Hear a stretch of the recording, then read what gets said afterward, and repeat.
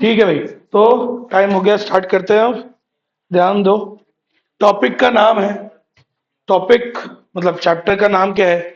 Strategic. बेटा बातें नहीं अब। बुक का है, निकालो फटाफट। स्ट्रैटेजी, इम्प्लीमेंटेशन एंड इवैल्यूएशन, है ना? तो ये हमारा चैप्टर था। देखो इस बात को समझो, चार पांच चैप्टर्स है अपने कोर्स में। पहला, दूसरा, तीसरा और चौथा, ये चारों चैप्टर्स किसके बारे में थे? कि स्ट्रैटेजी बनती कैसे है। सही है, दो ही तो स्टेज होती है पूरे स्ट्रैटेजिक मैनेजमेंट में, दो ही स्टेज होती है बेसिकली। एक स्ट्रैटेजी बनाना और उसे फिर इंप्लीमेंट करना। पहला, दूसरा, तीसरा, चौथा चैप्टर यही बता रहा था कि स्ट्रैटेजी कैसे बनती है। और ये पांचवा चैप्टर किस बारे में है? कि उसे इंप्लीमेंट कैसे करते हैं, इंप्लीमेंट करने के बाद उसे ठीक से इवेल्युएट करना, कंट्रोलिंग करना, ये इंपॉर्टेंट है। समझ गया कहने का मतलब? तो दो स्टेजेस होती है मेनली तो। ठीक है, तो ये जो चैप्टर होता है लास्ट वाला इसका नाम है strategy, implementation, evaluation and control. पूरा नाम है असली में, पूरा बोले तो। ठीक है, तो इसके लिए हम एक मॉडल पढ़ेंगे स्ट्रैटेजिक मैनेजमेंट प्रोसेस को समझने के लिए। वैसे तो हम समझते ही हैं सब कि पहला पहला चैप्टर क्या बताता था। सबसे पहले क्या करते हैं, स्ट्रैटेजिक मैनेजमेंट कहां से चालू होता है? It starts with developing vision and mission, वहां से चालू होता है सर। इसमें 5 स्टेजेस होती हैं, सही है कि नहीं है? यहां से चालू होता है सबसे पहले। ठीक है, डेवलपिंग का विजन एंड मिशन। ठीक है, फिर उसको ट्रांसलेट करते हैं किसमें? गोल्स एंड ऑब्जेक्टिव्स में। फिर उसके लिए हम क्या करते हैं? एक स्ट्रैटेजी बनाते हैं इनको अचीव करने के लिए।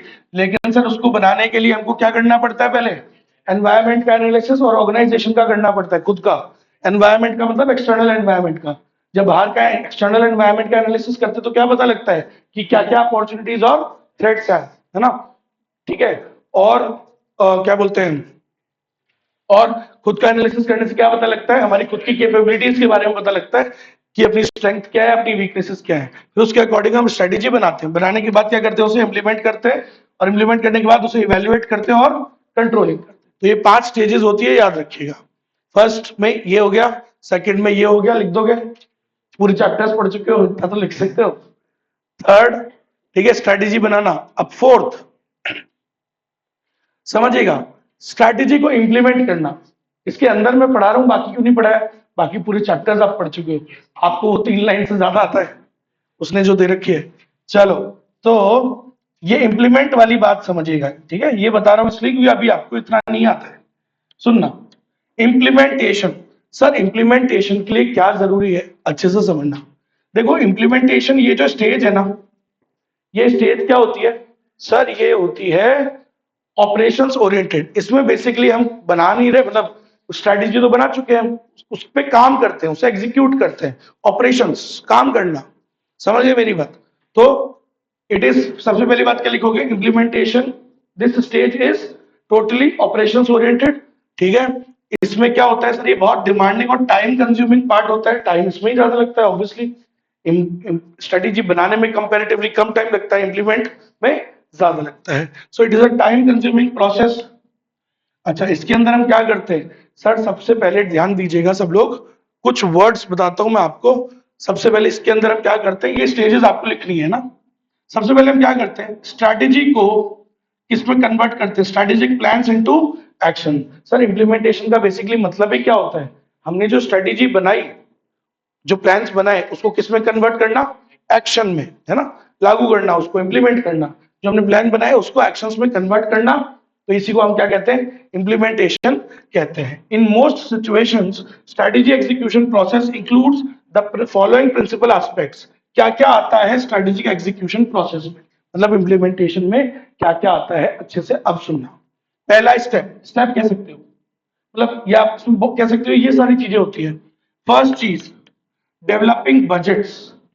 सबसे पहले हम क्या बनाते हैं बेटा? बजट बनाते हैं। क्या बनाते हैं?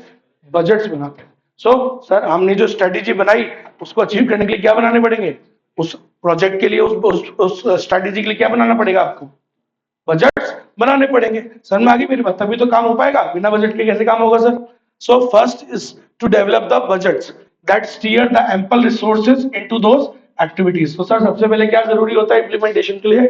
बजट बनाना जरूरी होता है, तभी तो आपका काम चालू होगा, तभी तो रिसोर्सेज को आप एलोकेट कर पाओगे एक्टिविटीज के ऊपर।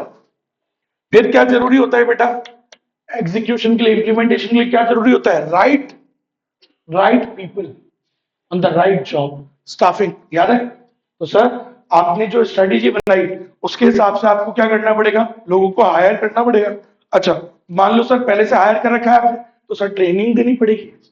स्ट्रेटेजी आपने नई, कोई नई स्ट्रेटेजी लोग है तो उसके हिसाब से क्या करना पड़ेगा, you have to give them proper training, proper needed skills, समझ रहे हो, उनको सिखानी पड़ेगी चीजें। सही बात है कि नहीं है, तो स्टाफिंग बहुत जरूरी है एग्जीक्यूशन के लिए। सही बात है भाई। थर्ड बात, ऐसे ही पढ़ना है जैसे पढ़ा रहा हूं, ज्यादा अंदर नहीं घुसना है इसमें, याद नहीं होगा नहीं तो, ऑलरेडी बहुत सारा है याद करने के लिए। थर्ड बात सर, फिर क्या बनाएंगे हम, ensuring that the policies and operating procedures facilitate rather than impede. तो सर फिर हम क्या बनाएंगे, पॉलिसीज बनाएंगे। पॉलिसीज बनाएंगे क्या के लिए, देखो एग्जीक्यूट करने के लिए भी तो एक तरीका बनाना पड़ता है, पॉलिसीज बनानी पड़ती हैं, ठीक है, प्रोसीजर्स बनाने पड़ते हैं जो आपको मदद करे ना कि रोके, जो आपको फैसिलिटेट करें इंप्लीमेंट करने में, ना कि आपको बोलो रोके, रिपीट करना मतलब रोके। तो सर पहले हम क्या करेंगे, बजट्स बनाएंगे, ठीक है, रिसोर्सेज को बांटने के लिए जरूरी है बजट बनाना। फिर हम क्या करेंगे, स्टाफिंग करेंगे। स्टाफिंग करने के बाद सर पॉलिसीज और प्रोसीजर्स बनाएंगे, ऐसे प्रोसीजर्स जो हमें मदद करें, फैसिलिटेट करें रादर देन इम्पीडस, समझ गए। तो ऐसे पॉलिसीज और प्लान प्रोसीजर बनाएंगे जो हमें मदद करें। चौथी बात क्या करोगे sir, using the best known practices to perform core business activities, जो हमारी बेस्ट नोन प्रैक्टिसेस है, अरे कोर कॉम्पिटेंसी, उसका यूज करेंगे इंप्लीमेंटेशन में, जो हमारी बेस्ट नोन प्रैक्टिसेस है उस पर काम करेंगे। And pushing for continuous improvement, क्या करते रहेंगे, कंटिन्यूस इंप्रूवमेंट करते रहेंगे, समझ रहे हो। सो जैसे कि हमारे भाई बाकियों को देख करके बाकी जो गलती कर रहे हैं हम वो ना करें, उससे सीखे, इंप्रूवमेंट करेंगे, कई चीजें हैं, समझ गए मेरी बात। फिर और क्या करेंगे सर, तो इसमें याद रखिएगा, for continuous improvement, installing the information and operating systems. Sir बड़ी बड़ी ऑर्गेनाइजेशन को चलाने के लिए क्या बनाने पड़ते हैं आपको, MIS, मैनेजमेंट इंफॉर्मेशन सिस्टम्स, समझ रहे हो मेरी बात, आजकल बढ़िया बढ़िया सिस्टम्स लगाने पड़ते हैं तभी तो काम चलता है। So you have to set up the information and operating systems जो आपको टाइम पे इंफॉर्मेशन जनरेट करके दे। काम अच्छे से करने के लिए आजकल क्या चाहिए, इंफॉर्मेशन चाहिए होती है, बड़ी बड़ी ऑर्गेनाइजेशन को अच्छे से चलाने के लिए थोड़ी सी भी इंफॉर्मेशन लेट हो जाए तो लंका लग जाती है सर, समझ रहे मेरी बात, एक एक मिनट एक एक सेकंड डिले नहीं होना चाहिए। So for those activities you have to set up all the information and operating systems, ये आपको डेवलप करने पड़ेंगे, इंस्टॉल करने पड़ेंगे, ठीक है भाई। उसके बाद ताकि डे टू डे एक्टिविटीज सारी अच्छे से हो, कोई भी गड़बड़ ना हो। फिर क्या करोगे सर, सर काम को देखो अच्छे से एग्जीक्यूट कराने के लिए क्या जरूरी है, मोटिवेट करना जरूरी है। तो जो लीडरशिप है उसका क्या काम है sir, they have to motivate the people, right.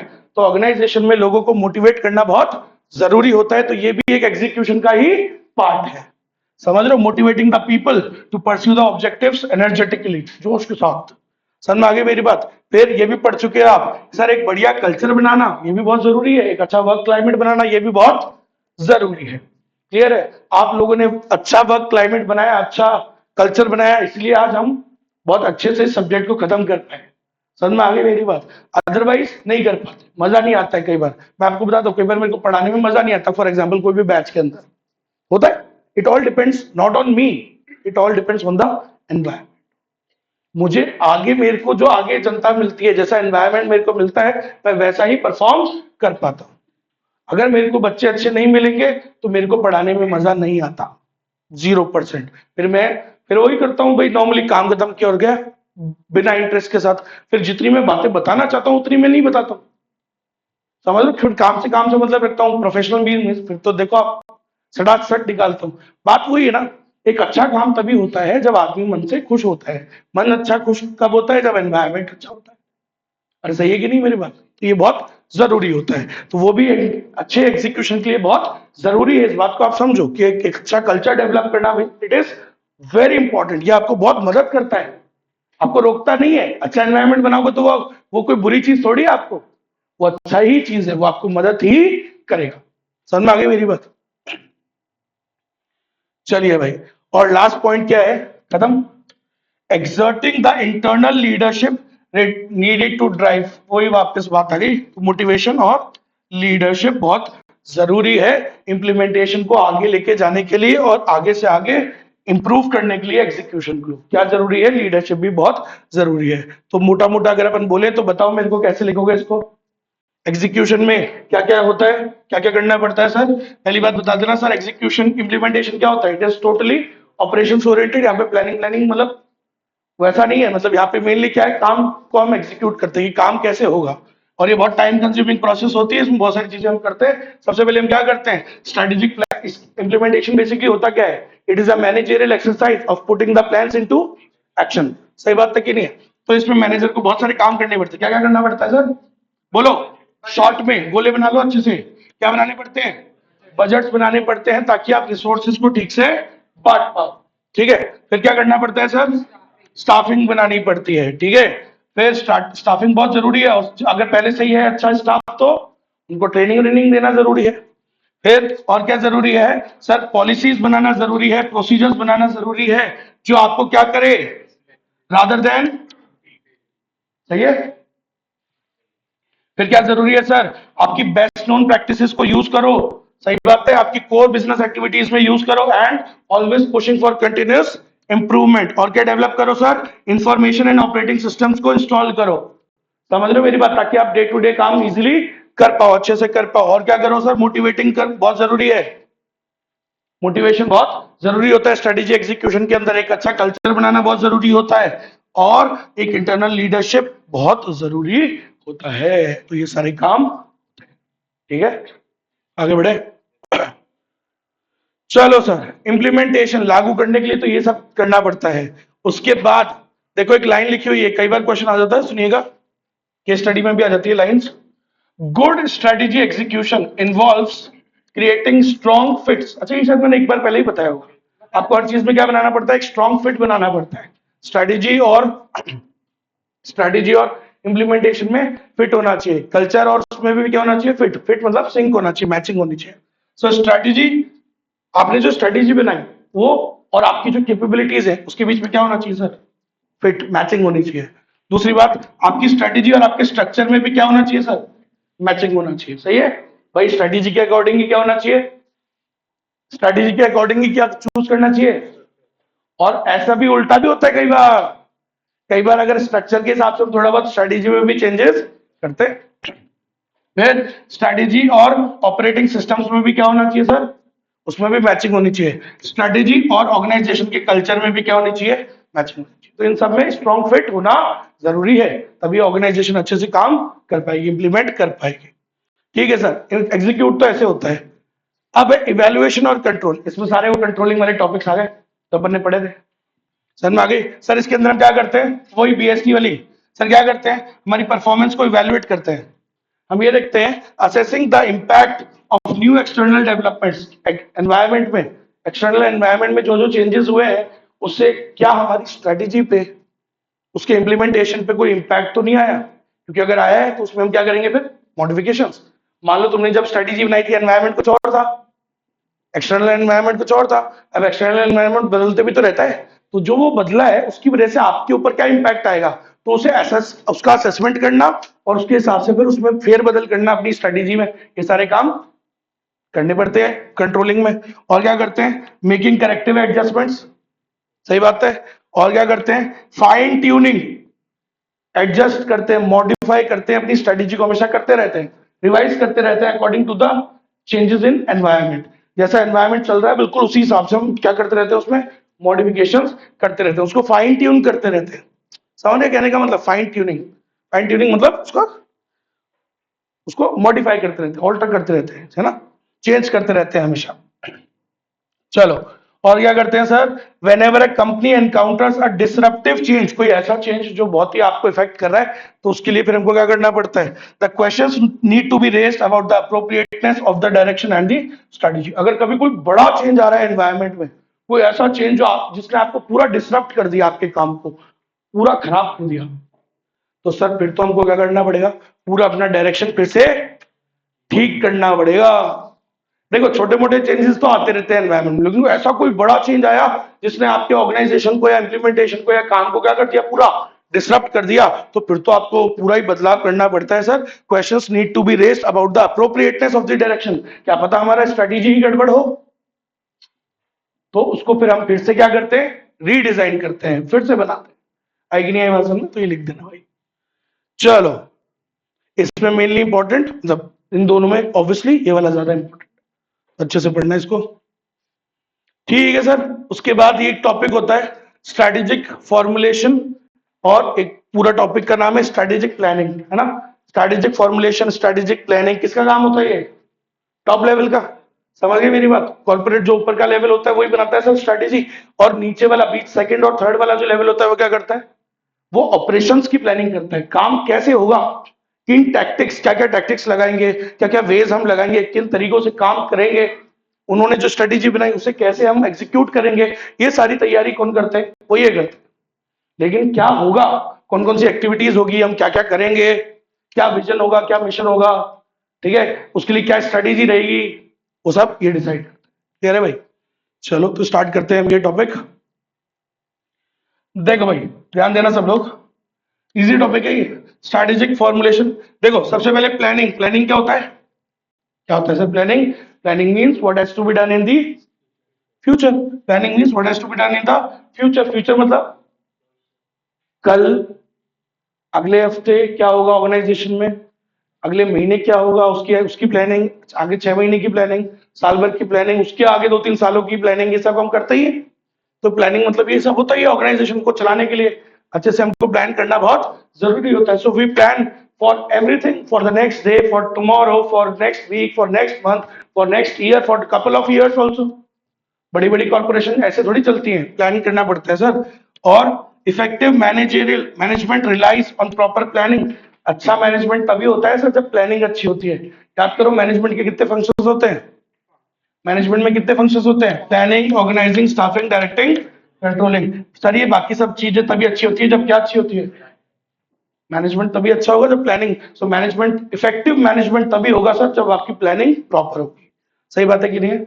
और प्लानिंग सर लेकिन दो प्रकार की होती है, एक स्ट्रेटेजिक प्लानिंग, स्ट्रेटेजी बनाना, स्ट्रेटेजिक प्लान बनाना, और एक काम की प्लानिंग करना। ठीक है, दोनों दो प्रकार की प्लानिंग होती है, एक स्ट्रेटेजिक प्लानिंग और एक operational planning. Strategic planning means क्या क्या होगा, और ऑपरेशनल प्लानिंग मींस कैसे होगा, उसके तरीके डिसाइड करना, प्लान करना। समझ लो क्या क्या प्रोग्राम होंगे, प्रोसीजर होंगे, कैसे प्रोजेक्ट, कैसे काम होगा, टीम कौन करेगा, कोई क्या, ये सारी ऑपरेशनल हो गई। ठीक है, तो दो टाइप की प्लानिंग होती है, स्ट्रेटेजिक प्लानिंग और ऑपरेशनल प्लानिंग। इसका डिफरेंस हम समझेंगे, कई बार पूछता है। समझ गए भाई? तो स्ट्रेटेजिक प्लान क्या होता है सर? सबसे पहली बात याद रखिएगा, स्ट्रेटेजिक प्लान कौन बनाता है? मैंने क्या बोला अभी आते ही? स्ट्रेटेजिक प्लान, बात मैंने कुछ बोला नहीं उससे पहले, क्या बोला कि कौन कौन बनाता है? Senior management. So it is developed by the senior management. वो क्या करते हैं sir? They assess the environment, वही स्वॉट, क्या करते हैं? एनवायरमेंट का एनालिसिस एनालिसिस करते हैं, अपॉर्चुनिटीज वगैरह के हिसाब से और अपनी कैपेबिलिटीज के हिसाब से क्या बनाते हैं? एक बढ़िया सी स्ट्रेटेजी बनाते हैं। एक बढ़िया सी स्ट्रेटेजी क्या होती है? जो दोनों को क्या करा दे? मैच करा दे। और मैच कैसा होना चाहिए? वर्केबल मैच होना चाहिए, नॉट अ परफेक्ट मैच। समझ में आ गई मेरी बात? और अपने रिसोर्सेज वगैरह को एलोकेट करते हैं, ये सब काम कौन करता है? स्ट्रेटेजिक प्लानिंग में यही सब तो काम होते हैं, और क्या होते हैं? समझ रहे हो मेरी बात? चैप्टर 1, 2, 3, 4, बेसिकली 1, 2, 3 ये क्या काम होता है? Strategic plan. चैप्टर 5 क्या होता है? ऑपरेशनल प्लानिंग, कैसे एग्जीक्यूट होगा, कैसा उसके लिए कल्चर होना चाहिए, कैसा स्ट्रक्चर होना चाहिए। समझ रहे हो मेरी बात? कैसे कंट्रोलिंग होगी, कैसे चेंज करवाया जाएगा, कैसे लीडरशिप होगी, ये सब तो पढ़ा आपने। समझ लो? चलो, तो on the other hand operational planning क्या होता है? They are made by middle level, second वाला and the lower level management. तो बिजनेस लेवल और जो फंक्शनल लेवल होता है उनका काम क्या होता है? ऑपरेशनल प्लानिंग डिसाइड करना। क्लियर है क्या? अरे बोले सुन, अब इनका डिफरेंस काफी बार पूछता है, अच्छे से सुनना भाई। Strategic planning and operational planning में क्या डिफरेंस होता है? Strategic planning, first point, it shapes the organisation. Organisation को शेप कौन देता है? क्या विजन होगा, कहां पहुंचना है, हमें क्या अचीव करना है, कौन दे रहा है वो शेप? स्ट्रेटेजिक प्लानिंग ही देता है, वही बनाते हैं, सही है, वही डिसाइड करते हैं। ऑपरेशनल प्लानिंग क्या करते हैं? ये सिर्फ ये देखते हैं कि रिसोर्सेज का करंट डिप्लॉयमेंट कैसे होगा, उसे यूटिलाइज कैसे करेंगे। रिसोर्सेज बांटेंगे ये, लेकिन उसे कैसे यूज करना है, ठीक है, सारे रिसोर्सेज को, वो कौन डिसाइड करता है? Operational planning. स्ट्रेटेजिक प्लानिंग में क्या होता है सर? वही शॉर्ट सर क्या करते हैं? Assessment of environment variables. Environment मतलब एक्सटर्नल। तो सर एनवायरमेंट वेरिएबल्स को क्या करते हैं? उसका असेसमेंट करते हैं। इंटरनल का भी करते हैं, बाहर का खुद का भी करते हैं। और सर यहाँ पे क्या करते हैं? इस वाली प्लानिंग में क्या करते हैं सर? इसमें हम क्या करते हैं? वी डेवलप द टैक्टिक्स, काम करने के तरीके, वेज। ठीक है, develop the tactics rather than the. यहाँ कोई स्ट्रेटेजी नहीं बना रहे हम, बेसिकली क्या कर रहे हैं? हम तरीके कर रहे हैं, ढूंढ रहे हैं कि कैसे काम होगा। सर स्ट्रेटेजिक प्लानिंग क्या होता है सर? ये तो पूरी ऑर्गेनाइजेशन के लिए बनाया जाता है, covering the whole organisation, holistic view. Holistic view means it covers the whole organisation. But ये ऑपरेशन प्लानिंग क्या होता है सर? अलग अलग चीजों के लिए होती है, समझ रहे हो? इंडिविजुअल टास्क, जैसे वो पढ़ा था ना अपन ने, इंडिविजुअल क्या था? ऑपरेशनल कंट्रोल और मैनेजमेंट कंट्रोल। एक इंडिविजुअल टास्क का होता है और एक पूरे का होता है। तो सर ये पूरे का होता है और ये फोकस करता है काय पे? It projects the current operations into the future, कि अभी करंट ऑपरेशंस से हम कैसे फ्यूचर तक पहुंचेंगे। ठीक है, वो रोड मैप, मतलब अभी हम यहाँ हैं और यहाँ कैसे पहुंचेंगे, तो ये सब कौन डिसाइड करता है भाई साहब? Operational planning. That how we will reach to, how we will reach to from current to the future state. Future state, state निकल गया, करंट स्टेट। अभी हम यहाँ हैं और हम वहां कैसे पहुंचेंगे, तो वो कौन डिसाइड करता है कैसे पहुंचेंगे? वो ऑपरेशनल प्लानिंग डिसाइड करता है। ठीक है सर। और देखो सब, स्ट्रेटेजिक प्लानिंग में क्या करते हैं? We develop overall objectives and strategies. फिर से वही बोल रहा है कि इसमें हम ओवरऑल ऑब्जेक्टिव्स और स्ट्रेटेजीज को डेवलप करते हैं। इसमें हम क्या करते हैं? It makes modification. देखो भाई, बिजनेस लेवल और थर्ड वाला लेवल फंक्शनल लेवल, क्या ये मेन प्लान बनाते हैं क्या? नहीं, मेन प्लान कौन बनाता है? ये सिर्फ उसमें थोड़े बहुत क्या कर सकते हैं? चेंजेस, क्योंकि उसे इंप्लीमेंट तो यही करा रहे हैं ना सर, जो एक्चुअली लागू करा रहा है उसको तो सामने दिख रहा है जो भी चीजें करनी पड़ रही है, तो वो चीजें चेंज कर सकता है, थोड़ी बहुत मॉडिफाई कर सकता है, but the fundamental plan is made by them. वो तो वही बनाएंगे ना सर, नीचे वाले तो थोड़ा बहुत बस, जो उसे इम्प्लीमेंटेशन करने में जो प्रॉब्लम सारी होगी उसे ओवरकम करने के लिए थोड़ा बहुत उसे क्या करेंगे? उसको मॉडिफाई करेंगे। समझ गए मेरी बात? पूरा थोड़ी बदल सकते हैं, समझ लो। टाटा मोटर्स का जो मेन हेड है उसने एक प्लान दिया और नीचे वाले ने बदल दिया, ऐसा हो सकता है क्या? They can not make fundamental changes. समझ लो मेरी बात? They can not make fundamental changes, they can only make some छोटा मोटा चेंजेस। समझ आ गई मेरी बात? जो इम्प्लीमेंटेशन के लिए जरूरी है। उसके बाद sir strategic planning, it is concern with long term objectives, long term success of the organisation. Sir ये जो स्ट्रेटेजिक प्लानिंग है ये हमारी लॉन्ग टर्म सक्सेस के लिए बनाई करी जाती है, and basically this is for the short term. ये हमें काम दिया है, इसको करने के लिए क्या तरीके होंगे, बेस्ट तरीके सोचना, ये सब कहलाता है operational planning. So it is concern with short term success, it is long term success. बेटा लिख दीजिएगा इसका। ठीक है, उसके बाद लास्ट पॉइंट, ये कौन करता है? Senior management. और ये कौन करता है? फंक्शनल मैनेजर्स और बिजनेस लेवल वाले। समझ में आ गया? खत्म। ये तो पढ़ चुके हैं अपन। सर मॉड्यूल में तो ये दोनों कॉर्पोरेट स्ट्रैटेजी के विंग बता रहे हैं, बट कॉर्पोरेट स्ट्रेटेजी मतलब कॉर्पोरेट की स्ट्रेटेजी क्या होनी चाहिए, तो उसमें सर दो टाइप की प्लानिंग होती है। स्ट्रेटेजी बनाते हैं पहले, फिर उसकी ऑपरेशन प्लानिंग करते हैं। मतलब है तो मेनली कॉर्पोरेट स्ट्रेटेजी मीन्स बड़ी, पूरी कॉर्पोरेट की है, सारी सारी सारी। ठीक है, ये पढ़ चुके हैं how to deal with strategic uncertainty. ये भी बता था क्या है? ये भी बचा है, तो सामने देखो। तो सर स्ट्रेटेजिक प्लानिंग बता दिया मैंने। प्लानिंग में क्या क्या आता है देखो सामने, देखो सर। स्ट्रेटेजिक प्लानिंग में क्या क्या आता है sir? The formulation of corporate strategy is the result of a process called strategic planning. देखो सर, ऑर्गेनाइजेशन के लिए जो हम कॉर्पोरेट स्ट्रेटेजी बनाते हैं वो किसका रिजल्ट होता है? Strategic planning. मतलब बेसिकली स्ट्रेटेजिक प्लानिंग में हम क्या करते हैं? हम कॉर्पोरेट की ऑर्गेनाइजेशन की क्या बनाते हैं? स्ट्रेटेजी बनाते हैं बस। अच्छा, उसमें क्या क्या करते हैं? वही जो 1 2 3 चैप्टर में पढ़ चुके हो। क्या क्या करते हैं सर? हम क्या करते हैं? We determine the objectives of the firm. Objectives decide करते हैं, फिर उसको रिसोर्सेज बांटते हैं, resources required to attain these objectives. ठीक है, वो रिसोर्सेज लेके आते हैं, फिर पॉलिसीज बनाते हैं, फॉर्मुलेशन ऑफ पॉलिसीज। ठीक है, टू गवर्न द एक्विजिशन, कैसे रिसोर्सेज लाएंगे, कैसे उसे यूज करेंगे, कैसे डिस्पोज करेंगे रिसोर्सेज को, ये सारी चीजें हम डिसाइड करते हैं पहले ही प्लानिंग में। और क्या करते हैं सर स्ट्रेटेजिक प्लानिंग में? It involves interactive and overlapping decisions leading to development of an effective strategy for the firm. Sir basically strategic planning में क्या करते हैं हम? बहुत सारे इंटरैक्टिव मींस इंटरडिपेंडेंट, एक दूसरे से जुड़े हुए, यहाँ पे इंटरैक्टिव और ओवरलैपिंग का क्या मतलब है, एक दूसरे से जुड़ते ही तो है, मतलब वो एक यूं जैसे होता है ना तार जोड़ना, समझ रहे हो, ऐसा थोड़ी होगा कि एक एक्टिविटी करी वो इधर जा रही है, एक एक्टिविटी करी वो इधर जा रही है। सर पहली एक्टिविटी से दूसरी वाली जुड़ी हुई होती है, दूसरी वाली से तीसरी वाली जुड़ती है, तीसरी वाली से चौथी वाली जुड़ती है, अभी तो गोल्स अचीव होते हैं। सही बात है। तो सर स्ट्रेटेजिक प्लानिंग में हम क्या करते हैं, बहुत सारे इंटरैक्टिव और ओवरलैपिंग डिसीजंस लेते हैं जो एक दूसरे से क्या होते हैं, इंटरकनेक्टेड होते हैं। ठीक है, तो बेटा इजी लैंग्वेज में बता देता हूं, इनकी जगह आप चाहो तो मतलब एग्जाम में मत लिखना, यहाँ पे तो आप क्या समझ सकते हो इसको, इंटरकनेक्टेड। बहुत सारे डिसीजंस हम लेते हैं जिससे हमारी एक इफेक्टिव स्ट्रेटेजी बनती है। स्ट्रेटेजिक प्लानिंग क्या होता है सर, कि ऑर्गेनाइजेशन आगे आने वाले सालों में क्या करने वाली है, what organisation, where an organisation is going, हम कहाँ आगे जाने वाले हैं, कहाँ पहुंचेंगे हम, वो कौन बनाता है, स्ट्रेटेजिक प्लानिंग डिसाइड करती है। आप सही जगह पहुंचोगे नहीं पहुंचोगे, ये किस पर डिपेंड करता है, आपके स्ट्रेटेजिक प्लानिंग पे। आप अपना विजन अचीव कर पाओगे नहीं कर पाओगे, किस पर डिपेंड करता है, आपके स्ट्रेटेजिक प्लानिंग। ठीक है भाई।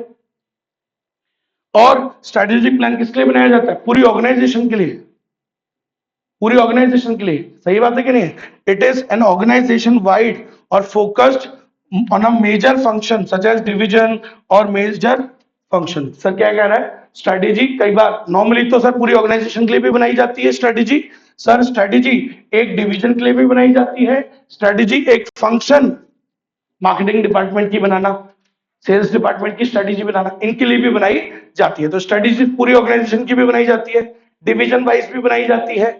समझ लो आपकी 4 डिविजन है, सबकी स्ट्रेटेजी बनेगी, फिर हर डिपार्टमेंट की भी स्ट्रेटेजी बनेगी, कि प्रोडक्शन कैसे होगा उसकी भी स्ट्रेटेजी बनेगी, सेल्स कैसे होगा उसकी भी स्ट्रेटेजी बनेगी, है ना, मार्केटिंग कैसे होगी उसकी भी स्ट्रेटेजी बनेगी, हर चीज की क्या बनती है सर, समझ में आ गई। It is an organisation wide, मतलब ऑर्गेनाइजेशन की भी बनती है, डिवीजन की भी बनती है, डिपार्टमेंट की भी बनती है, हर फंक्शन की भी बनती है। मतलब सर जब हम स्ट्रैटेजी बनाते हैं ना, तो क्या क्या होता है सर, ऑर्गेनाइजेशन में आप जानते ही हो सर एनवायरमेंट बदलते रहता है और बहुत सारी अनसर्टेनिटी होती है। अनसर्टेनिटी मींस, अनसर्टेनिटी का मतलब क्या होता है, तो सर वो तो अनसर्टेन है, अनप्रिडिक्टेबल, जिसको हम प्रिडिक्ट, सर्टेन क्या होता है जिसको हम प्रिडिक्ट कर सकते हैं, अनसर्टेन क्या होता है जिसको प्रिडिक्ट नहीं कर सकते। तो सर बिजनेस में ऐसा ही होता है, बहुत सारी प्रकार की क्या होती है अनसर्टेनिटीज, कभी क्या हो जाता है कभी क्या हो जाता है, कुछ ना कुछ चलता ही रहता है, एनवायरमेंट में चेंजेस होते ही रहते हैं, कभी एक्सटर्नल में होंगे कभी इंटरनल में होते हैं, कुछ ना कुछ चेंजेस होते ही रहते हैं। और इसी के लिए क्या है, बिजनेस का जो एनवायरमेंट होता है, जो ऑर्गेनाइजेशन है, वो उसमें क्या होती है, बहुत सारी अनप्रिडिक्टेबिलिटी या अनसर्टेनिटीज होती हैं। अनसर्टेनिटीज मींस बहुत सारे ऐसे इवेंट्स होते हैं जिनको हम प्रिडिक्ट नहीं कर सकते। समझ गए मेरी बात। अब लेकिन सर होते तो हैं ही, अब जब ये अनसर्टेनिटीज होंगी, कुछ अनसर्टेन इवेंट्स होंगे, तो सर हमें कैसे रिस्पॉन्ड करना चाहिए, ऑर्गेनाइजेशन में तो होगी ना स्ट्रेटेजिक अनसर्टेनिटीज। आपको क्या लगता है हर चीज गुडी गुडी गुडी थोड़ी होती है, ऑर्गेनाइजेशन है सर, बहुत सारी ऐसे इवेंट्स होते हैं, अपन कितना भी केयरफुल हो जाए, कितनी भी प्लानिंग कर ले, फिर भी अनसर्टेनिटी तो होती है सर, होंगी ना, क्योंकि सब कुछ आप एक उसमें थोड़ा ना काम कर रहे हो कि एक वो होता है आइसोलेशन में कि हम तो अकेले में काम कर रहे हैं सर, हमें हमारे ऊपर किसी और का प्रभाव नहीं पड़ता। कैसे नहीं पड़ता, बिजनेस में तो पड़ता है ना सर, बिजनेस में you have to interact with the external environment also, सही है कि नहीं है, और जहां आप दूसरे से इंटरैक्ट कर रहे हो तो फिर तो प्रभाव पड़ता है, कुछ भी होगा, कभी भी चीजें बदलती रहती है, कुछ ना कुछ होता ही रहता है। सो स्ट्रेटेजिक अनसर्टेनिटी होता ही रहता है, अनप्रिडिक्टेबल इवेंट्स होते ही रहते हैं। तो सर उससे कैसे डील करते हैं वो सीखेंगे आज हम, how to deal with strategic uncertainty. तो कैसे डील करते हैं, लाओ जरा दिखाता हूं आपको, बड़ा आसान टॉपिक है, बड़े बहुत ही आसान टॉपिक। तो सुनना भाई, देखो जीवन में कह लो या बिजनेस में कह लो, सभी जगह अनसर्टेनिटी होती है। अनसर्टेनिटी मींस क्या होता है sir, unpredictability of future events.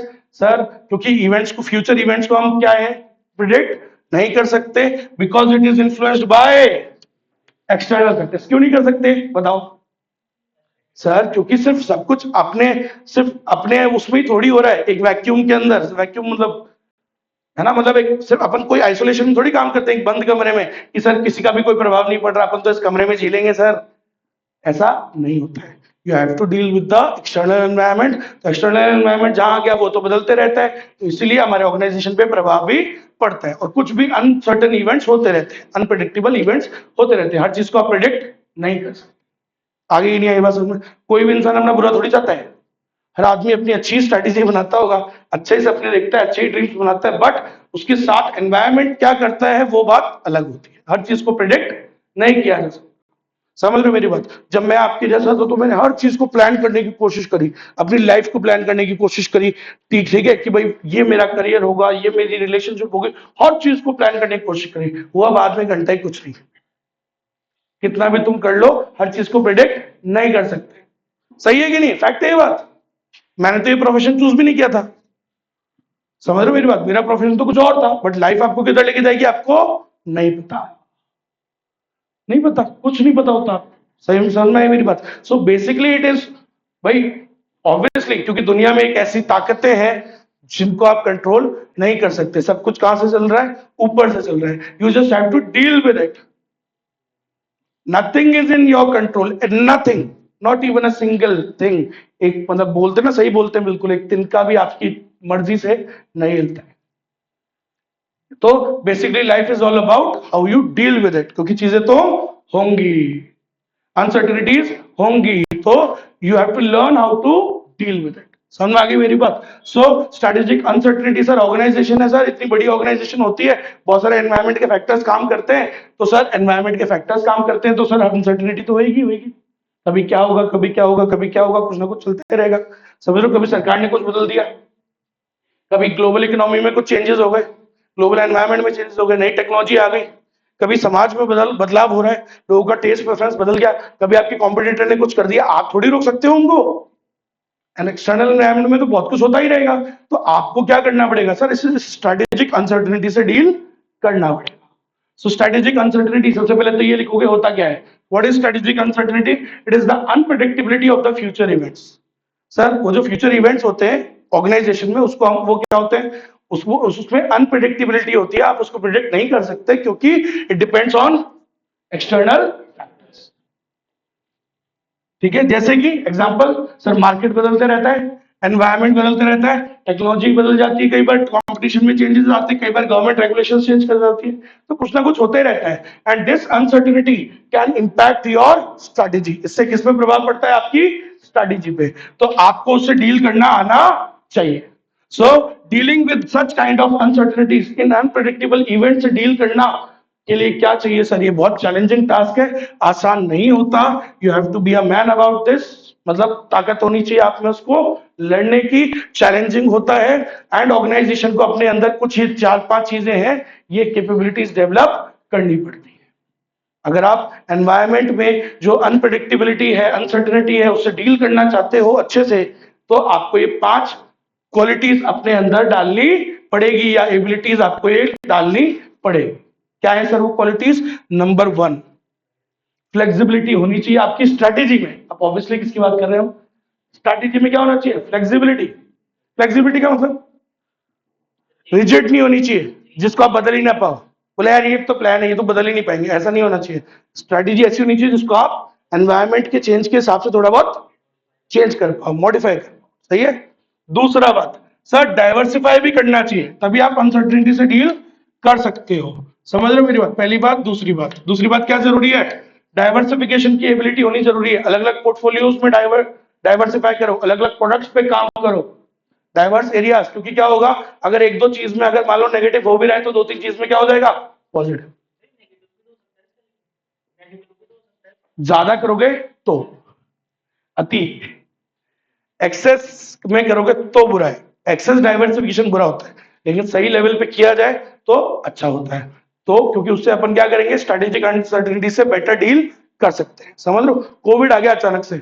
अब कोविड आ गया तो भाई साहब, हम लोग फॉर एग्जांपल, मैं, मेरी फैमिली इसलिए सर्वाइव कर गई क्योंकि हमारे क्या थे, कुछ 2-3-4 सोर्सेज ऑफ इनकम थे, डिफरेंट डिफरेंट, तो वी हैव सर्वाइव्ड क्योंकि हमने डाइवर्सिफाई कर रखा था। But there are, I know lot of people, but उनको क्या हो गया, बहुत ज्यादा परेशानी आ गई। क्यों? Because they were dependent on only one source of income. इसलिए क्या होना चाहिए सर, अपन को अलग अलग प्रोडक्ट्स में सिर्फ एक पे निर्भर मत रहो, क्या पता उसका डिमांड कम हो जाए तो कुछ भी हो जाता है सर। तो इसलिए अपन को डाइवर्सिफाई करना चाहिए, हमेशा याद रखना है। क्लियर है तीसरी बात? ठीक है। अभी ऐसी एक गलती मैंने भी करी, बोल तो रहा हूं मैं, लेकिन मैंने भी गलती कर दी। ठीक है, तो काफी ज्यादा अमाउंट मैंने एक ही पर्टिकुलर शेयर में लगा दिया, और वो शेयर की बैंड बजी पड़ी हुई काफी टाइम से। लग गई तो लग गई, कमाया भी था मैंने उसमें, लेकिन मैंने सारा एक में डाल दिया। मेरे को पता सब है, लेकिन हम करते वही है जो समझ रहे हो, तो होता है, डाल दिया लेकिन अब वो अटक गया। डाइवर्सिफाई करना चाहिए, समझ में आया? क्या पता अभी वो दो चार लॉस में होते तो दो चार प्रॉफिट में भी तो होते। अरे हाँ, है ना? समझ रहे हो, मेरे जो शाम का मैं इंजॉयमेंट करता हूँ, माहौल बनाता हूँ, वो उसी पैसे से होता है। शेयर्स ट्रेडिंग रेडिंग से इतना आराम से हो जाता है कि मेरा एंजॉयमेंट बढ़िया चलता है पूरे महीने साल भर। और जो मेरी ट्रिप्स वगैरह है, घूमना फिरना, वो सब उससे हो जाता है। लेकिन अब अटक गया ना, क्योंकि डाइवर्सिफाई नहीं किया, तो करना चाहिए। सर क्या और जरूरी है? सर नजर रखना भी जरूरी है। अनसर्टिनिटी, अच्छा आपने ये बोला सर फ्यूचर को तो अनप्रिडिक्टेबल है, उसको प्रिडिक्ट तो कर नहीं सकते, तो सर छोड़ के ही बैठ जाओ ना सर, जो होगा देखा जाएगा। अरे बेटा ये बिजनेस चल रहा है, लाखों परिवार आप पे निर्भर करते हैं, सही है कि नहीं है भाई? और आपका लाखों छोड़ो, पहले खुद का परिवार भी तो आप पे निर्भर करता है। तो ऐसे छोड़ के बोला सर जो होगा देखा जाएगा, ऐसे नहीं होता है बिजनेस। बिजनेस में आपको मॉनिटर करते रहना चाहिए, हर चीज पे नजर रखना, उसकी खबर रखना बहुत जरूरी है, ताकि आप उसको थोड़ा बहुत प्रिवेंट कर पाओ। देखो आप उसको होने से तो नहीं रोक पाओगे, एक्सटर्नल चेंजेस को होने से आप रोक तो नहीं सकते हो, बट आप थोड़ा बहुत खुद को प्रिवेंट कर सकते हो, सही है? नहीं तो डैमेज ज्यादा बड़ा हो जाएगा ना। आप बिल्कुल ही छोड़ के बैठ गए, बोला सर जो होगा देखा जाएगा, तो बेटा इसमें तो लंका लगने के चांस ज्यादा होते हैं। लेकिन अगर कोई इंसान मॉनिटरिंग कर रहा है, ऑर्गेनाइजेशन में मैनेजर्स अगर पूरा लगातार नजर रखे हुए हैं कि क्या क्या चेंजेस हो रहे हैं, तो वो ऑर्गेनाइजेशन की स्ट्रेटेजी को सही समय पे क्या कर देंगे, क्या कर देंगे, चेंज कर देंगे उसके हिसाब से, और उसको वो उसका जो डैमेज होने वाला था ज्यादा, उसको कंट्रोल कर पाए। आया समझ में? फिर और क्या होनी चाहिए सर? ऑर्गेनाइजेशन को अपने अंदर चौथी चीज क्या डेवलप करनी चाहिए? ये सब एबिलिटीज है। चौथी चीज क्या डेवलप करो? रेजिलियंस। रेजिलियंस क्या होता है? Ability to bounce back. Uncertainty तो आती रहेगी, कभी क्या पता कुछ ना कुछ चेंजेस आएंगे तुम्हारे जीवन में, बट तुम्हारे अंदर क्या होना चाहिए? You should have the ability to bounce back. ऐसा नहीं रोते रोते बैठे सर छोड़ गई मेरे को, सर मैं बहुत प्यार करता था, अबे क्या पता उससे बेटर आए। सही बात है, और आपको बाउंस बैक करना आना चाहिए। याद करो हार्दिक पांड्या, हार्दिक पांड्या 2024 में भाई साहब, उसका जीवन इतने बुरे समय से गुजरा, समझ लो बेचारे ने, मतलब प्रोफेशनली उसकी बहुत बुरी लंका लग गई, पूरा इंडिया, क्योंकि वो क्या हुआ, रोहित शर्मा को हटा के एक तरीके से उसको कप्तान बना दिया मुंबई इंडियंस का, और कई चीजें हुई, तो प्रोफेशनली भी उसकी लंका लगी हुई थी, प्लस और पर्सनली उसकी लंका लगी हुई थी, बहुत बुरे समय से वो गुजर रहा था, समझ रहे हो मेरी बात? लेकिन उसने फिर क्या किया? बाउंस बैक, चुप रहा, अपने ऊपर काम किया, एबिलिटीज को डेवलप किया और बाउंस बैक किया। और वही जो बुरा समय, जो जो लोग, याद करो मैच के स्टेडियम के मैचेस जिसने देखे होंगे, स्टेडियम में मैचेस हो रहे थे, जैसे ही वो आ रहा था बल्लेबाजी बैटिंग करने, दुनिया उसको बू कर रही थी, मतलब उसका मजाक उड़ा रही थी, समझ लो। लेकिन जिस दिन वो वर्ल्ड कप जिताया उसने, वही दुनिया उसके पीछे पागल हो, समझ रहे हो मेरी बात? तो समय बदलता है, तो आप में ये रेजिलियंस होनी चाहिए। तो लिखो बेटा, भूल जाओगे। रेजिलियंस क्या होता है? The ability to bounce back. Organisation है यार, चीजें अनसर्टेन होती रहती है यार, एक अनसर्टिनिटी हुई, एक कोई इवेंट हुआ, तुम छोड़ के बैठ गए बिजनेस, ऐसे नहीं होता है। You should have the ability to bounce back. आई कि नहीं आई बात? बाउंस बैक करने की एबिलिटी आनी चाहिए। समझ में आ गई मेरी बात? बिजनेस ऐसे थोड़ी चलता है, दम रखना पड़ता है, जिगरा रखना पड़ता है लड़ने का। समझ में आ गई? और लास्ट पॉइंट सर क्या जरूरी है, देखो एक बहुत बढ़िया एडवाइस दी। अगर आप क्या करो, जब आपके अनसर्टिनिटीज हो रही है, तो you should try to collaborate with other people, cooperate करो इंस्टेड ऑफ कॉम्पीट। कोशिश करो, कोलैबोरेट विद अदर्स, हम समझ लो, उससे क्या होता है, आप सिंपल सी बात है, वो शेयर हो जाता है ना, बुरा समय कट जाता है अगर आप किसी के साथ कोलैबोरेट कर लो, ठीक है, काम निकल जाएगा काम। समझ लो मेरी बात? ऐसा होता है, करना चाहिए। collaborations, partnerships you should do, right? Collaborating with other organizations, suppliers, customers, partners, ये सब में करने चाहिए आपको, इसमें मदद मिलेगी। नए मार्केट्स को एक्सेस करना चाहिए। अनसर्टिनिटी में यही है, कुछ और करो, सोचो, दिमाग चालू करो। तो ये 5 कैपेबिलिटीज डेवलप करो। क्या बोलते हैं इसको? देखो भाई, फ्लेक्सिबिलिटी, डाइवर्सिफिकेशन, मॉनिटरिंग करो, सिनेरियो प्लानिंग। सिनेरियो प्लानिंग क्या होता है? धोनी के जैसे आगे से आगे देखो, स्ट्रेटेजिक अनसर्टिनिटी सब जगह होती है, समझ लो, तो इसके लिए आपको सिनेरियोस बिल्ड करने पड़ते हैं दिमाग में। ठीक है, वो जो एक बोलते हैं ना ओवर थिंकर, समझ लो, जैसे मैं हूं, मेरी जो जोडिएक साइन है वो है स्कॉर्पियो। स्कॉर्पियो होते हैं, वृश्चिक राशि होती है जो, वो काफी जो नवंबर में बॉर्न होते हैं, बेसिकली स्टार्टिंग ऑफ नवंबर में। तो ये जो लोग होते हैं, ऐसा इनका एक ट्रेट होता है, ये ओवर थिंकर्स होते हैं ज्यादा। अब ये आगे से आगे क्या बना के चलते हैं दिमाग में, पॉजिटिव तो सोचते ही सोचते हैं, नेगेटिव भी सब कुछ सोच के रखते हैं कि क्या क्या बुरे से बुरा इनके साथ हो सकता है। तो पहले से ही इन्होंने तो दिमाग में सोचा हुआ है वो, तो उसके लिए ऑलमोस्ट आधा प्लान तो पहले से ही रेडी रहता है। सो बुरे से बुरा कितना ही बुरा हो जाएगा, हमने जो सोचा हुआ है उससे थोड़ी हो जाएगा, ऑलरेडी बुरा सोच के रखते हैं हम तो। समझ रहे हो मेरी बात, सिनेरियो प्लानिंग धोनी यही करके रखता था, सारे दिमाग में सिनेरियोस बिल्ड करके भाई आप जो स्ट्रेटेजी बना रहे हो, आप पहले ही सोच के चलो कि आपके साथ what all the things can go wrong, क्या क्या आपके बिजनेस में क्या क्या चीजें गड़बड़ हो सकती है, क्या गलत हो सकता है, तो उसके लिए पहले से ही स्ट्रेटेजी बना के चलो, तो ज्यादा से ज्यादा कितना ही बुरा हो जाएगा, तुम तो पहले ही सोच के चल रहे थे। अरे आई की नहीं आई बात समझ में, बुरा उसके साथ होता है जो सब कुछ ये सोच के चल रहा था कि सब अच्छा अच्छा अच्छा होगा, अरे जो पहले से सारे सिनेरियो बिल्ड करके चल रहा है दिमाग में, उसके साथ कितना ही बुरा हो जाएगा सर, वो आधा हाफ प्रिपेयर तो पहले ही होता है। अरे आई की नहीं आई बात समझ में, ये होता है। तो ये 5 चीजें हैं बेटा, इसको शॉर्ट फॉर्म में याद कर लो, क्या बोलते हैं इसको, F D M B C, F D M B C कुछ भी ला लेना, F D M B C, ठीक है, या एमसीबी कर लो, वो बिजली का होता है ना खंबा।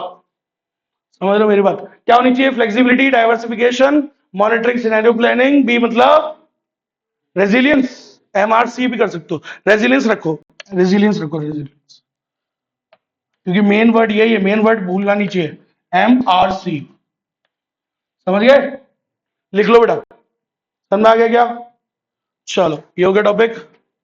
एक टॉपिक होता है, एक फर्जी सा टॉपिक है, ये तो पढ़ चुके हैं, इंप्लीमेंटेशन फॉर्मुलेशन। अब है issues in strategy implementation, sir implement करने में क्या क्या इश्यूज आते हैं, छोटा सा टॉपिक है, बहुत ही छोटा सा, 5 एक पॉइंट्स होते हैं इसमें, सुनिएगा, स्ट्रैटेजी मतलब इश्यूज इन स्ट्रैटेजी इंप्लीमेंटेशन। देखो सर, स्ट्रैटेजी को अच्छे से इंप्लीमेंट करने के लिए पता है क्या जरूरी होता है, सामने देखो एक चीज दिखाता हूं और लिखो भी, पहले ना हम स्ट्रैटेजी बनाते हैं, ठीक है, स्ट्रैटेजी को फिर किसमें कन्वर्ट करना पड़ता है, पीपीपी, पीपीपी, पी मतलब प्लान, थोड़ा इसको बांटना पड़ता है प्लान में, ठीक है, कन्वर्ट करना पड़ता है, फिर प्लान को डेवलप कन्वर्ट करना पड़ता है, प्रोग्राम बनाने पड़ते हैं, क्या बनाने पड़ते हैं बेटा, प्रोग्राम, प्रोग्राम के बाद क्या बनता है बेटा, प्रोजेक्ट, और प्रोजेक्ट के बाद को कन्वर्ट करने के लिए क्या चाहिए होता है, इंफ्रास्ट्रक्चर, इंफ्रास्ट्रक्चर लिख लो, इंफ्रास्ट्रक्चर, ठीक है, सो शॉर्ट में बोले तो S P P P I, समझ में आ गया, और ये स्टेप्स समझ जाना, पहले क्या बनता है, पहले क्या बनता है, strategy, then it is converted into plans, then it is convert, plans को अचीव करने के लिए प्रोग्राम्स, प्रोग्राम को कन्वर्ट करते हैं प्रोजेक्ट में, एक एक प्रोजेक्ट में, उस प्रोजेक्ट को कन्वर्ट करने के लिए, प्रोजेक्ट को अचीव करने के लिए क्या बनाना पड़ता है, इंफ्रास्ट्रक्चर वैसा बनाना पड़ता है, प्रोजेक्ट को अचीव करने के लिए करना पड़ेगा। तो सर अब सुनिएगा, मिटा दो, देखो भाई, सो द क्या कह रही है, इंप्लीमेंटेशन में क्या क्या इश्यूज आते हैं सर, देखो, the implementation task put to test the strategist abilities, sir जब हम इंप्लीमेंट करते हैं ना, तब पता लगता है कि स्ट्रैटेजिस्ट जो जिन्होंने स्ट्रैटेजी बनाई वो कितनी अच्छी बनाई। देखो स्ट्रैटेजी बनाने वाले तो इंप्लीमेंट नहीं करते, इंप्लीमेंट करने वाले अलग लोग हैं, स्ट्रैटेजी बनाने वाले अलग लोग हैं, लेकिन जब एक्चुअली हम इंप्लीमेंट करते हैं तब पता लगता है कि स्ट्रैटेजिस्ट की क्या एबिलिटीज हैं, क्या असली में वो एबल भी है, बढ़िया स्ट्रैटेजी बनाते हैं या नहीं, उनकी मतलब औकात पता लग जाती है कि अच्छे स्ट्रैटेजिस्ट है या नहीं। सोचो अगर ऐसी स्ट्रैटेजी बनाई जो इंप्लीमेंट ही नहीं हो पा रही, खूब कोशिश कर रहे हैं इंप्लीमेंट करने की, हो ही नहीं पा रही, इसका मतलब स्ट्रैटेजी में गड़बड़ है। तो सर एक तरीके से यही कह रहा है कि जो इंप्लीमेंटेशन होता है वो चेक करता है कि स्ट्रैटेजिस्ट में एबिलिटीज है या नहीं, वो स्ट्रैटेजिस्ट की एबिलिटीज को चेक करता है। तो sir the implementation task it puts to test, basically it checks the strategist abilities to allocate the resources, ठीक है, रिसोर्सेज एलोकेट करना आता है नहीं आता है, ठीक है, टू अच्छा स्ट्रक्चर बनाना आता है नहीं आता है, अच्छी पॉलिसीज बनानी आती है नहीं आती है, अच्छी स्ट्रेटेजिक लीडरशिप देनी आती नहीं आती आती, क्या क्या काम होता है बताओ? स्ट्रैटेजिस्ट का काम क्या क्या होता है?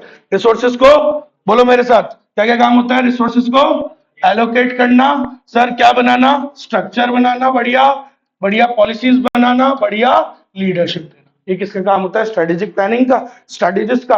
और जब इंप्लीमेंट करते हैं तो सच्चाई का पता लगता है कि कितनी अच्छी उन्होंने स्ट्रेटेजी बनाई है। आई बात समझ में? लेकिन सर फिर भी क्या आते हैं? इश्यूज तो हो ही जाते हैं इंप्लीमेंट करने में, बहुत सारे इश्यूज होते हैं। तो सुनिएगा मैंने क्या बोला, सबसे पहले क्या बताया था आपको, क्या बनाते हैं बताओ मेरे को? सबसे पहले क्या बनाते हैं? स्ट्रैटेजीज।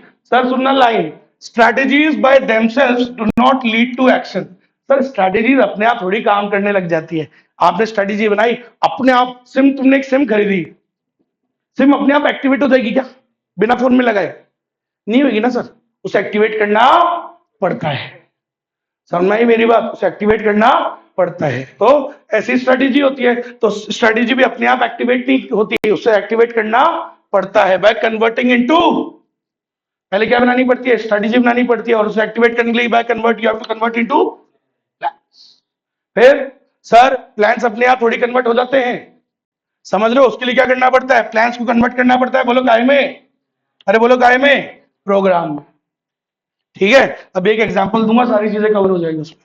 ठीक है, फिर सर प्रोग्राम अपने आप थोड़ी काम करेगा, प्रोग्राम को किस में कन्वर्ट करना पड़ता है? अरे बोलो किस में कन्वर्ट करना पड़ता है? Formulation of project. समझ में आ गया? फिर सर प्रोजेक्ट कैसे थोड़ी अचीव हो जाता है? प्रोजेक्ट को अचीव करने के लिए आपको क्या बनाना पड़ता है? वैसा इंफ्रास्ट्रक्चर बनाना पड़ता है, SPPPI, सिप्पी। कुछ तो बोलना ही पड़ेगा मेरे को, समझ में आ गई मेरी बात? SPPPPI।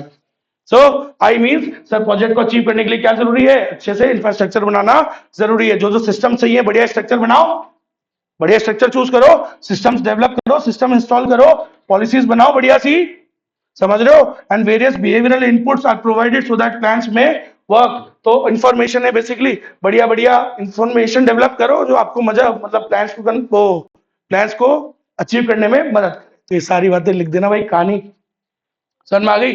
स्ट्रैटेजी अपने आप काम नहीं करती बेटा, they have to be activated through implementation. Strategy को क्या करना पड़ता है? इंप्लीमेंट करना। स्ट्रैटेजी बनाई, पड़ी हुई है बस बेटा, वो पड़ी रहेगी, उसे क्या करना पड़ता है? इंप्लीमेंट। और इंप्लीमेंट करने के लिए they have to be converted into plans, and the plans have to be converted into programs, and for the completion of plans you need to convert them into formulate the projects, और projects को complete करने के लिए you need to have a infrastructure। लिख लो इन, अच्छा ये रहा, needed infrastructure। तो सर उसके लिए क्या चाहिए? you need a good infrastructure, and what is infrastructure? all these things। अरे आया कि नहीं आया समझ में? अरे बोलो, क्लियर है? चलो यही सब है सर। क्या क्या बनाना पड़ता है बताओ फिर से, मोटा मोटा बोले तो सर कौन कौन से प्रॉब्लम्स आते हैं? सर प्रोजेक्ट बनाना पड़ता है, प्रोसीजर बनाने पड़ते हैं, रिसोर्सेज को एलोकेट करना पड़ता है, स्ट्रक्चर बनाना पड़ता है, फंक्शनल इंप्लीमेंटेशन करना पड़ता है, बिहेवियरल इंप्लीमेंटेशन करना पड़ता है, लोगों के बिहेवियर के लिए भी तो ठीक करना पड़ता है, corporate culture, strategic leadership, motivation, ये सब देना पड़ता है। समझ में आ गई क्या? ठीक है भाई, फिर से वही बात, क्या क्या करना पड़ता है सर? देखो मैनेजमेंट, अब सुनना, अब क्या है? वो थे स्ट्रैटेजिक इश्यूज, ये है मैनेजमेंट इश्यूज। मैनेजमेंट मतलब BST 12th वाली। ठीक है सर, काय काय में इश्यूज आते हैं मैनेजमेंट को? सर ऑब्जेक्टिव्स पहले सेट कर बनाने पड़ते हैं, फिर उसके लिए पॉलिसीज बनानी पड़ती है, फिर रिसोर्सेज बांटने पड़ते हैं, फिर उसके लिए स्ट्रक्चर बनाना पड़ता है। ठीक है, फिर ऑर्गेनाइजेशन को नई स्ट्रेटेजी के हिसाब से रीस्ट्रक्चरिंग करनी पड़ती है, री इंजीनियरिंग करनी पड़ती है, समझ लो। फिर वो रिवॉर्ड और इंसेंटिव प्लान्स बनाने पड़ते हैं, समझ लो, जो भी उसमें पढ़ा था आपने, मॉनिटरी नॉन मॉनिटरी इंसेंटिव्स, ये सब रिवॉर्ड और ये सब बनाना पड़ता है। फिर चेंज को मैनेज करना आना सिखाया है मैंने, चेंज को मैनेज करना, स्ट्रेटेजिक चेंज और डिजिटल चेंज दोनों। ठीक है, और सर बढ़िया कल्चर बनाना चाहिए, उसके लिए और क्या जरूरी है sir? Adapting production and operational process, ये सब बनाना भी जरूरी है। इफेक्टिव ह्यूमन रिसोर्सेज जरूरी है। ये सब इश्यूज, मैनेजमेंट को इन चीजों में इश्यूज आते हैं, समझ लो, मतलब these are the basic issues जो आते हैं इंप्लीमेंटेशन के टाइम पे। समझ में आ गई मेरी बात? खत्म?